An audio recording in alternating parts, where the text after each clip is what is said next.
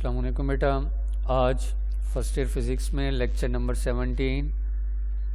आज के लेक्चर में कुछ चैप्टर 11 के रिमेनिंग शॉर्ट आंसर्स और न्यूमेरिकल्स पर बात करेंगे।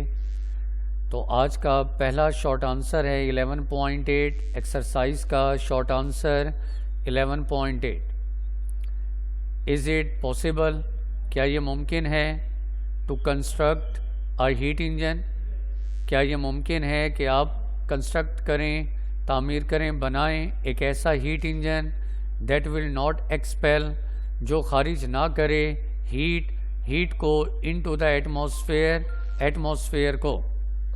यहाँ एटमॉस्फेयर का मतलब है कोल्ड रेजरवायर, LTR यानी कि sink.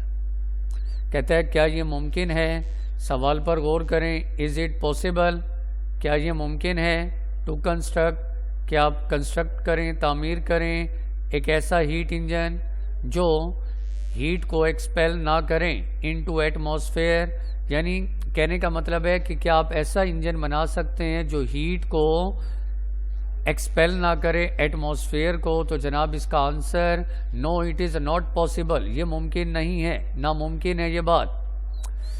If it is possible, अगर हम फ़र्ज़ कर लें कि ऐसा मुमकिन हो तो नहीं सकता, लेकिन फिर भी अगर मैं फ़र्ज़ कर लूँ कि ये पॉसिबल है, then it will be block करें violation of second law of thermodynamics. तो ये वायलेशन है, सेकेंड लॉ ऑफ थर्मोडाइनमिक्स के ख़िलाफ़ बात है, ये नामुमकिन है। सेकेंड लॉ ऑफ थर्मोडाइनमिक्स वाला टॉपिक लेक्चर आपने सुना, उसमें दो स्टेटमेंट थी, एक लॉर्ड केल्विन की और एक क्लैसिस की। तो लॉर्ड केल्विन की स्टेटमेंट में, पहली स्टेटमेंट में ये बात वाज़ेह है, कोई भी हीट इंजन क्या करता है, इंजन एब्जॉर्ब करता है हीट को, उसका ज़्यादातर हिस्सा वर्क में, बाकी जो हीट बचती है वो एक्सपेल करता है एटमॉस्फेयर को। तो अगर आप क्वेश्चन में ये था कि क्या ऐसा कोई इंजन बना सकते हैं जो हीट एटमॉस्फेयर को एक्सपेल ना करे, तो ये आंसर है नो, ऐसा कभी मुमकिन नहीं, ये वायलेशन है, सेकेंड लॉ ऑफ थर्मोडाइनमिक्स के खिलाफ है। जिसकी स्टेटमेंट थी इट इज़ नॉट पॉसिबल, कि ये हमारे लिए मुमकिन नहीं to construct a heat engine, कि हम कोई ऐसा हीट इंजन बनाएं that will not expel heat, जो हीट को एक्सपेल ना करे इनटू एटमॉस्फेयर में without living any change in the working substance, और वर्किंग सब्सटेंस में भी कोई तब्दीली ना आए। तो बेटा ये हमारे लिए नामुमकिन है, क्योंकि अगर हम हीट एटमॉस्फेयर को एक्सपेल नहीं करते तो इसका मतलब ये हुआ कि इंजन तमाम हीट को एब्जॉर्ब करता है और उसे मैकेनिकल वर्क में तब्दील कर रहा है, यानी तमाम हीट वर्क में। ये तो आइडियल केस है, ये इंजन आपको 100% एफिशिएंसी दे रहा है, जो कि प्रैक्टिकली पॉसिबल नहीं है। किसी भी इंजन की बनावट के लिए ये भी आपको याद होगा, दो मुख्तलिफ टेम्परेचर का होना लाजमी है, एक HTR एक LTR। अगर आप हीट एटमॉस्फेयर को एक्सपेल नहीं कर रहे तो इसका मतलब है कि आपके पास LTR सिंक लो टेम्परेचर है ही नहीं, मतलब आपका इंजन एक टेम्परेचर पर काम कर रहा है, जो कि मुमकिन नहीं, ये वायलेशन है, ऐसा कभी भी मुमकिन नहीं। तो हमारे लिए ये नामुमकिन है, हम ऐसा कोई इंजन बना नहीं सकते जो एटमॉस्फेयर को हीट एक्सपेल ना करे। इसके बाद अब हम आते हैं क्वेश्चन नंबर 11 पर। क्वेश्चन नंबर 11 है, can the mechanical energy be converted completely into heat energy. Underline कर लें, पहला वर्ड मैकेनिकल एनर्जी, दूसरा वर्ड हीट एनर्जी। क्या ये मुमकिन है कि आप मैकेनिकल एनर्जी को हीट एनर्जी में कन्वर्ट कर सकते हैं? इफ़ सो, अगर ऐसा है गिव एन एग्जाम्पल, मिसाल दें। तो आंसर है जनाब यस, ये बात बिल्कुल दुरुस्त है कि हम कन्वर्ट कर सकते हैं मैकेनिकल एनर्जी को हीट एनर्जी में। Example, when a gas is compressed isothermally, underline कर लें, गैस को कंप्रेस करें आप isothermally, the work done, mechanical work is converted into heat, तो मैकेनिकल वर्क हीट में तब्दील होगा। अगर हम किसी गैस को सिलेंडर में मौजूद है गैस को कंप्रेस करते हैं, पिस्टन को डाउनवर्ड मूव कराते हैं। ठीक है जी, एक सिलेंडर है, सिलेंडर में गैस है, हम पिस्टन को बाहर से एक्सटर्नल फोर्स लगाकर पिस्टन को डाउनवर्ड, मैकेनिकल वर्क हुआ, इज कन्वर्टेड इनटू हीट। अब तमाम वर्क हीट में तब्दील। फर्स्ट लॉ ऑफ थर्मोडाइनमिक्स के मुताबिक ये formula Q equal delta U plus W, क्योंकि ये आइसोथर्मल प्रोसेस है, यहाँ मेंशन है, ब्लॉक कर दें आइसोथर्मली। आपको याद होगा आइसोथर्मल की निशानी टेम्परेचर कांस्टेंट। अब इंटरनल एनर्जी डिपेंड करती है टेम्परेचर पर। जब टेम्परेचर कांस्टेंट तो इंटरनल एनर्जी भी कांस्टेंट, यानी इंटरनल एनर्जी में बेटा कोई चेंज नहीं। आइसोथर्मल प्रोसेस में temperature constant, internal energy constant, delta U 0। तो फर्स्ट लॉ ऑफ थर्मोडाइनमिक्स में आप यहाँ डेल्टा U की जगह 0, ठीक है जी, Q के साथ मैंने माइनस लगाया क्योंकि अब हीट रिजेक्ट होगी हॉट बॉडी से कोल्ड बॉडी की जानिब। डेल्टा U की जगह 0, work is done on the system, minus लगाया, minus minus cancel, Q equal W या W इक्वल Q। तो आपने देखा वर्क किस में कन्वर्ट हुआ, हीट में। तो ये मुमकिन है कि हम कन्वर्ट कर सकते हैं मैकेनिकल एनर्जी यानी कि वर्क को इनटू हीट एनर्जी में। तो जब किसी गैस को कंप्रेस किया जाता है isothermally, work is done on the system, work is done on the system, तो तमाम मैकेनिकल वर्क कन्वर्ट होता है हीट एनर्जी में। मैथमेटिकल रिजल्ट आपके सामने। तो ये शॉर्ट आंसर नंबर मुकम्मल स्मार्ट सिलेबस के मुताबिक। अब बेटा आते हैं न्यूमेरिकल की जानिब। एक्सरसाइज के न्यूमेरिकल प्रॉब्लम स्मार्ट सिलेबस के मुताबिक 1 बाय 1 तवज्जो से बेटा अब आप देख लें। न्यूमेरिकल, पहला न्यूमेरिकल स्टेटमेंट पर गौर करें ताकि आप यहां से डेटा कलेक्ट करें। जी बेटा, पहला न्यूमेरिकल नंबर 1 बेटा स्टेटमेंट पर गौर करें। एस्टीमेट, अंदाज़ा लगाएं, एवरेज स्पीड, आपने एवरेज स्पीड मालूम करनी है। ब्लॉक करें किसकी, नाइट्रोजन मॉलिक्यूल की, नाइट्रोजन गैस के मॉलिक्यूल की मालूम करना है एवरेज स्पीड। एवरेज स्पीड किसकी, ये याद रखिएगा, नाइट्रोजन गैस के मॉलिक्यूल की इन एयर, हवा में, under standard condition of pressure and temperature. Standard condition of temperature and pressure, temperature और प्रेशर के स्टैंडर्ड कंडीशन को सामने रखते हुए आपने एस्टीमेट करना है एवरेज स्पीड, लेकिन याद रखना है नाइट्रोजन मॉलिक्यूल की। तो सबसे पहले आप डेटा बनाएंगे। देखें, स्टैंडर्ड टेम्परेचर है 0 डिग्री सेंटीग्रेड, इसको केल्विन में कन्वर्ट करें। सेंटीग्रेड को केल्विन में करना है प्लस 273 केल्विन। और स्टैंडर्ड प्रेशर P 180 m या इक्वल है, वैल्यू इसकी 1.01 10 की पावर 5 पास्कल।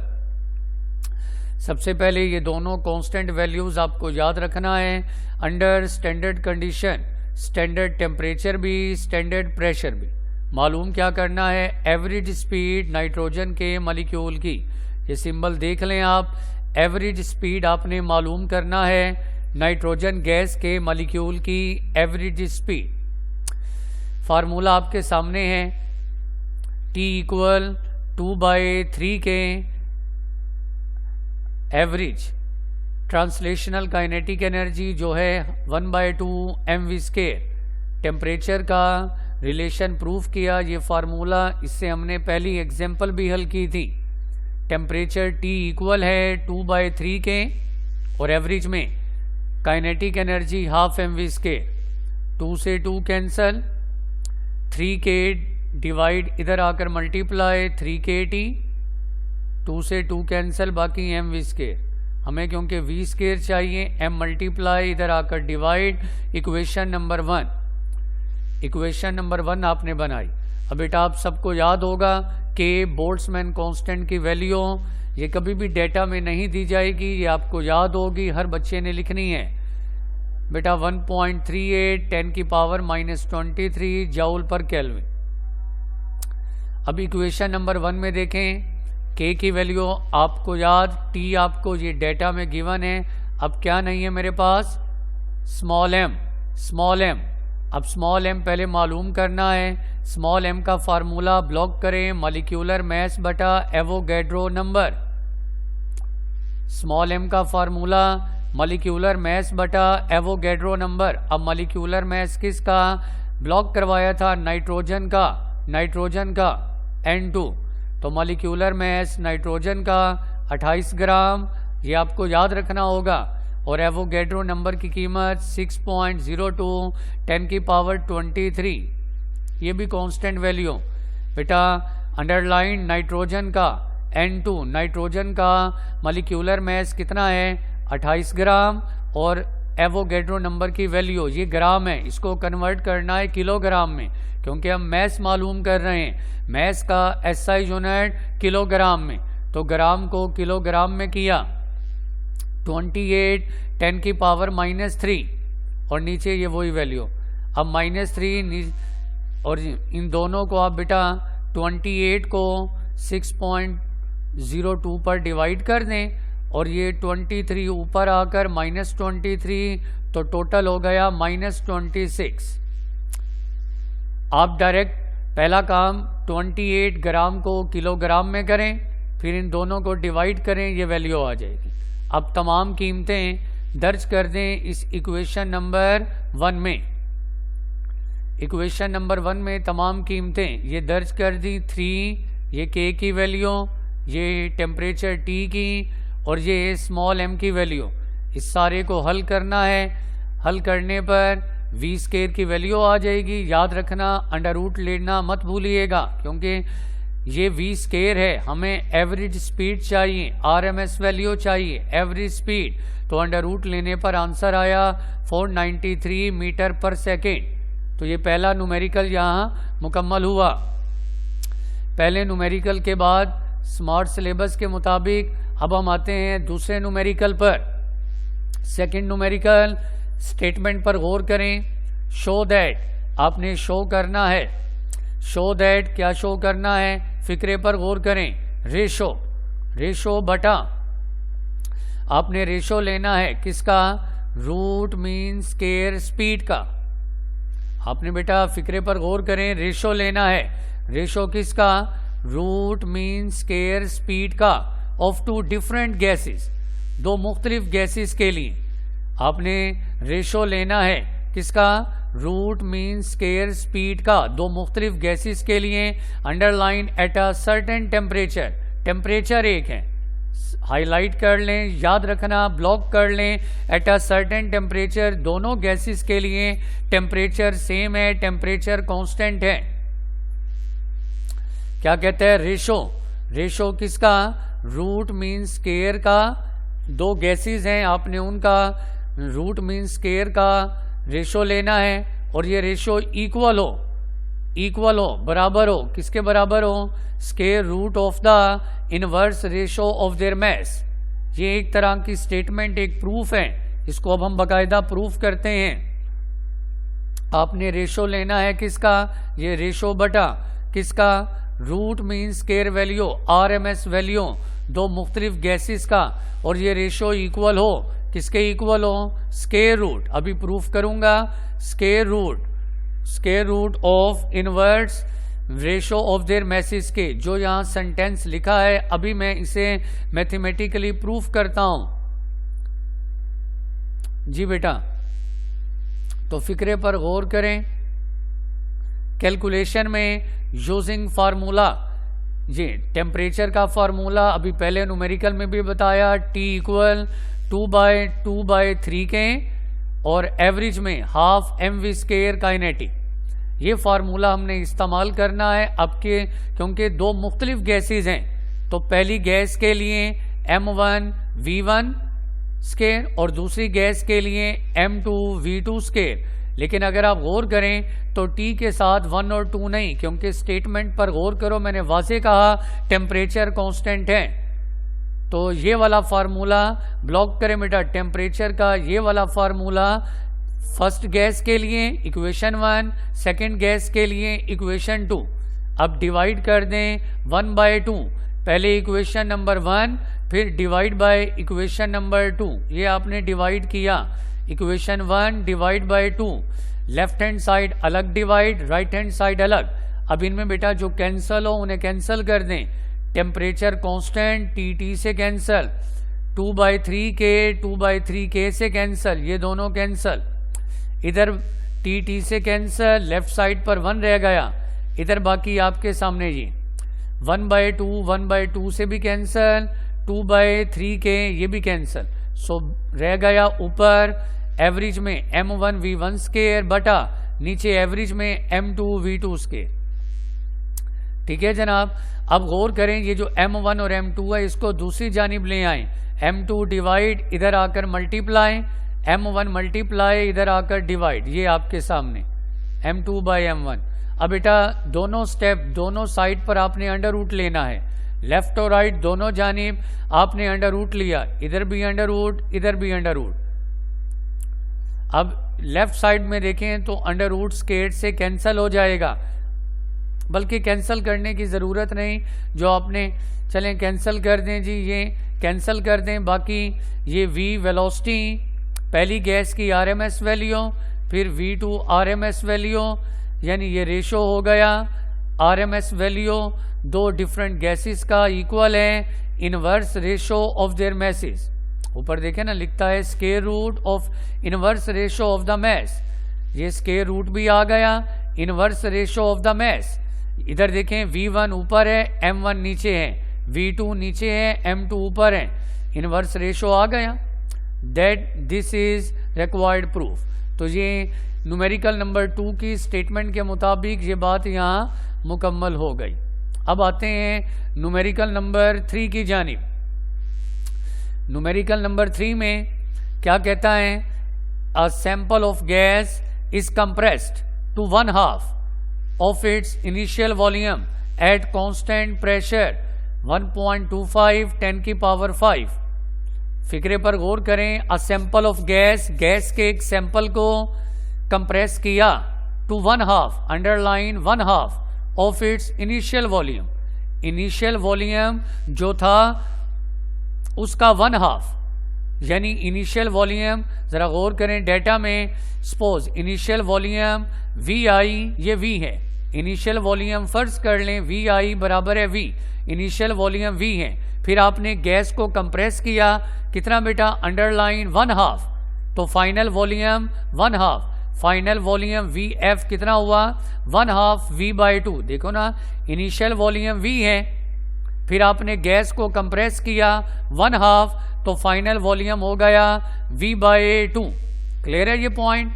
एक गैस है, गैस को कंप्रेस किया कितना 1/2, इनिशियल वैल्यू का 1/2, इनिशियल वैल्यू V है तो फाइनल हो गया V/2 1/2 at constant underline, pressure constant है, शर्त याद रखना, चेंज सिर्फ वॉल्यूम में आ रहा है, प्रेशर कांस्टेंट है, और प्रेशर कांस्टेंट P की वैल्यू 1.25 10 की पावर 5 न्यूटन पर स्क्वायर मीटर।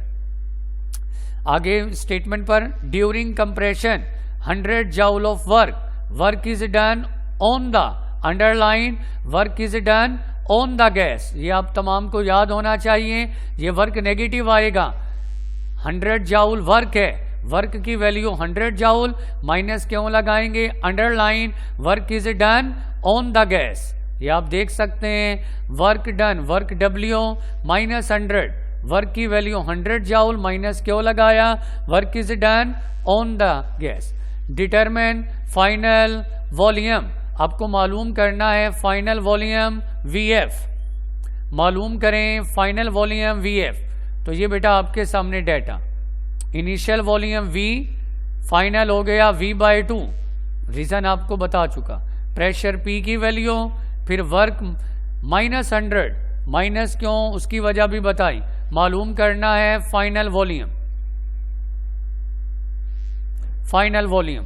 अब आप तमाम बच्चों को याद होगा इस चैप्टर 11 में ये प्रूफ किया, वर्क W इक्वल है P delta V, work equal है प्रोडक्ट के, प्रोडक्ट किसके दरमियान है P pressure and delta V change in volume, P pressure delta V change in volume. Work W equal P pressure constant P। अब delta V change in volume, change in volume होता है final volume minus initial volume, VF minus VI। कीमतें दर्ज कर दो, VF की जगह, ये VF की जगह V/2 और इनिशियल वॉल्यूम V। यहां बेटा VF की जगह V/2 minus initial volume V। ये सारी कीमतें डेटा वाली यहां दर्ज कर दी। एलसीएम लिया मैंने 2, तो ये हो गया V माइनस 2V। 2V में से जब V माइनस करोगे तो माइनस V/2। वर्क की कीमत -100, माइनस दोनों जानिब कैंसल। हमें V/2 चाहिए, P मल्टीप्लाई इधर आकर डिवाइड, तो ये V/2 आप ये देख सकते हैं। V/2 किसको रिप्रेजेंट करता है? फाइनल वॉल्यूम को। तो फाइनल वॉल्यूम V/2 की जगह final volume P 100 divide by pressure की वैल्यू, इन दोनों को डिवाइड किया तो फाइनल वॉल्यूम 8 10 की पावर -4 और वॉल्यूम है तो यूनिट क्यूबिक मीटर। अक्सर बच्चे यहाँ गलती करते हैं, वो VF को समझते हैं फाइनल वेलोसिटी, गलत है। ये फाइनल वॉल्यूम है और वॉल्यूम का यूनिट क्यूबिक मीटर। तो बेटा आज का लेक्चर यहीं वाइंड अप करते हैं। 3 न्यूमेरिकल, बाकी जितने भी न्यूमेरिकल हैं स्मार्ट सिलेबस के मुताबिक वो नेक्स्ट अगले लेक्चर में मैं आपको एक्सप्लेन करूँगा, सॉल्व करेंगे। डेटा फार्मूला सारी कैलकुलेशन सुनेंगे, समझेंगे। बेटा बार बार प्रैक्टिस करें एक्सरसाइज के शॉर्ट के लिए और इन न्यूमेरिकल्स के लिए प्रैक्टिस करें। Thank you very much. अल्लाह हाफिज़।